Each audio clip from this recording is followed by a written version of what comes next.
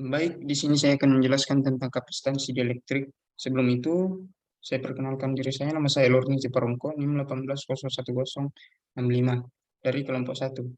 Baik, kapasitansi dieelektrik. Praktikum ini dengan judul kapasitansi dieelektrik atau materi F6 bertujuan memahami prinsip kerja kapasitor duplet sejajar, mengamati hubungan antara parameter duplet sejajar dan banyak kapasitansi, serta mengamati pengaruh bahan elektrik terhadap besarnya kapasitansi.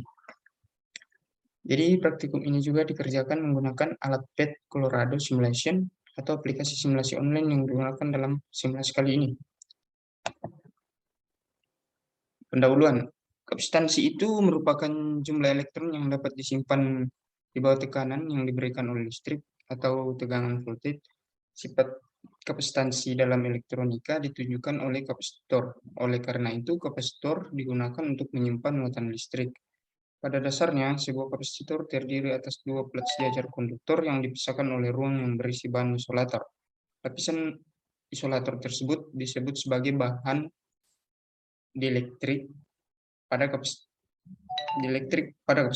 Dieelektrik adalah suatu bahan yang memiliki daya hantar arus yang sangat kecil atau bahkan hampir tidak ada. Bahan dieelektrik dapat berwujud padat, cair, dan gas. Ketika bahan ini berada dalam medan listrik, muatan listrik yang terkandung dalamnya tidak mengalami pergerakan sehingga tidak akan timbul arus seperti bahan konduktor ataupun semikonduktor, tetapi hanya sedikit bergeser pada posisi setimbangnya, yang mengakibatkan terciptanya pengutuban dieelektrik, dan pengutuban tersebut menyebabkan muatan positif bergerak menuju kutub negatif medan listrik. Sedangkan muatan negatif bergerak pada arah berlawanan, yaitu menuju kutub positif dan medan listrik. Hal ini menimbulkan medan listrik internal yang menyebabkan jumlah keseluruhan medan listrik yang dilingkupi bahan dieelektrik menurun. Sifat inilah yang menyebabkan bahan dieelektrik itu merupakan isolator yang baik. Adapun tujuan dari praktikum ini, yang pertama mengamati hubungan antar parameter duplet sejajar dan besarnya kapasitansi. Yang kedua, apa pengaruh bahan dieelektrik terhadap besarnya kapasitansi. Adapun rumusan masalahnya, yang pertama bagaimana prinsip kerja kapasitor duplet sejajar. Yang kedua, mengamati hubungan antara parameter duplet sejajar dan besarnya kapasitansi. Yang ketiga, apa pengaruh bahan dieelektrik terhadap besarnya kapasitansi.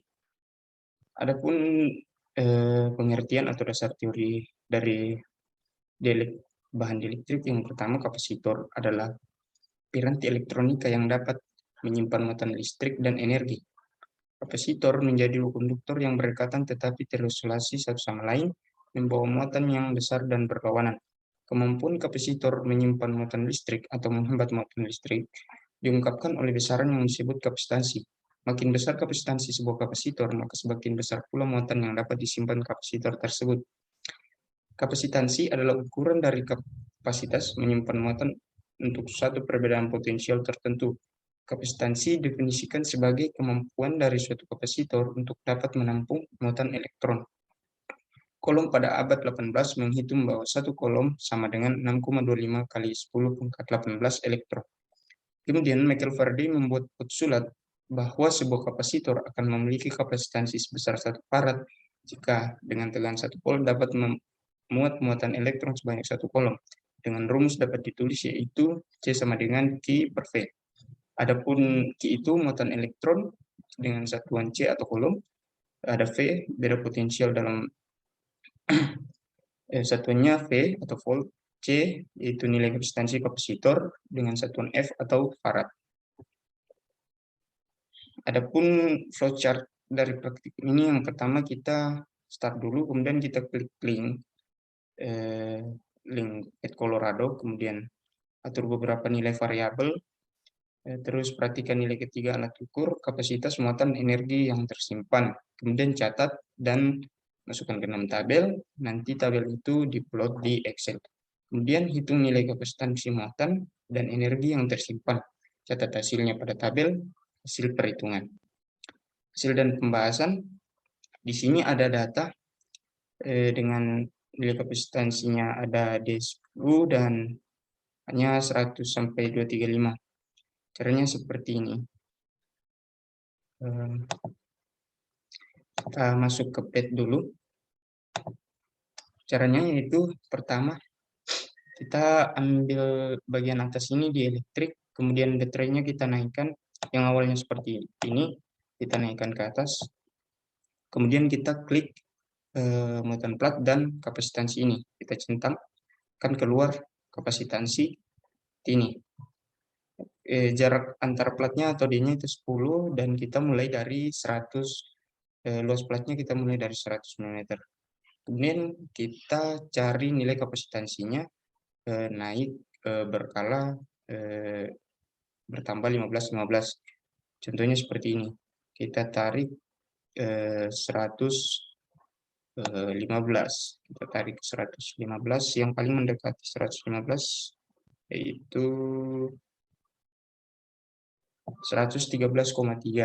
Kemudian kita catat luas platnya, dan kita catat juga kapasitansinya yaitu 1,25 kali 10 pangkat min 13.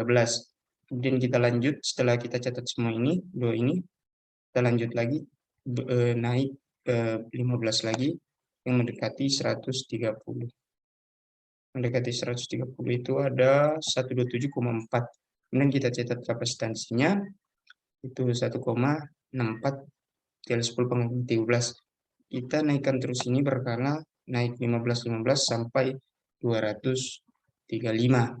Kemudian kita catat terus nilai kapasitansinya. Nah, untuk tabel kedua, kita tambahkan K pada dielektrik ini, kita ganti rekayasa menjadi kertas. Setelah itu kita mulai dari awal lagi, sama saja.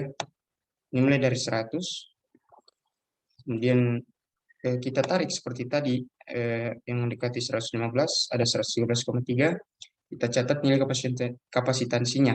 Nilai kapasitansi ini pasti akan berbeda jika di sini rekayasa dan dirubah menjadi kertas. Semua hasil kapasitansinya akan berbeda, sehingga itu dapat membedakan mereka berdua nanti. Baik, saya lanjut pada poin. Setelah dicatat seperti ini, kemudian kita hitung dengan rumus seperti ini. Setelah mendapatkan hasilnya, tabel ini kita plot pada Excel, kemudian akan didapat grafik seperti ini setelah kita plot di Excel. Nah, ini hasil-hasilnya tadi setelah dilakukan perhitungan menggunakan rumus tersebut. Nah, pembahasan pada kali ini, jadi hubungan kapasitansi C itu terhadap luas permukaan plat A. Yang pertama, pada gambar kedua tadi, grafik nilai luas permukaan A terhadap kapasitansi C pada tabel 2, terlihat bahwa jika luas permukaan plat diperbesar, maka nilai kapasitansi bertambah. Seperti yang saya contohkan tadi, jika kita menarik luas platnya tadi, kapasitansinya akan semakin naik juga, menurut nilai plat sejajar yang kita naikkan secara berkala, bertambah 15 dari 100 sampai 235.